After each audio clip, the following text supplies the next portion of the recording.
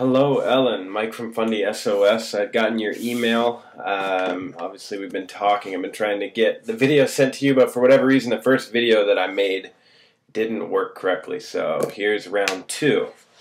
So, from your email, I just wanted to show you a few things that'll make your life a lot easier when using Album Builder. Number one is you want to make sure that you have auto select layers on, which what you need to do is click on the move tool, and then up at the top bar you'll see auto select, and you want to click auto select layers, so that what that'll do is when you make or create layers or boxes to fill in with pictures, auto select layers allows you to just click on a layer without having to hold down anything. You just click on it and it'll change to that layer, so then you've selected that layer. And let me show you what I'm talking about here. I'll make up a mock design. Again, you don't have to do this. You can do it obviously with any of your pictures, any of your layouts. This is just kind of a basic flow of what you need to do. Let's create a grid, maybe let's make it a square 3 by 3. So I'll have all these boxes. Let me move those. So instantly, right off the bat, when you make a bunch of boxes, they're all selected. Let me bring up my layers palette so you have a better idea of what I'm talking about.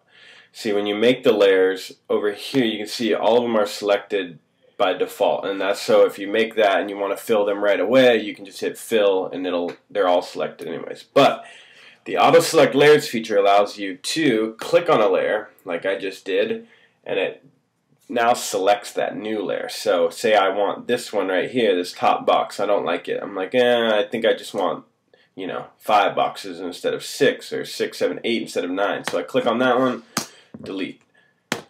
See how I can delete individually. Control Z, Command Z on the Mac. But you can see by just clicking on individual ones, it switches out the layers. So that will save you a tremendous amount of time. In fact, that you don't have to delete everything that you're doing just to start over. I know that could be very plaguing and annoying if if that's what you had to do every time you messed up on a design. So what auto select layers also allows you to do is make multiple selections. So say you made 9 squares and you only wanted 6 squares. Well, you could delete the top 3 just by selecting delete.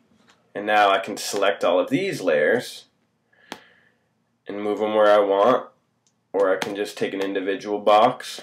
Let me clear out my selection, click it, see I can move it here. I can click on this one, move it here, click on this one, move it there. So I really feel like that's the biggest issue that you were having was with Ninja layouts. So hopefully with this video you would be able to have a better idea of how that works.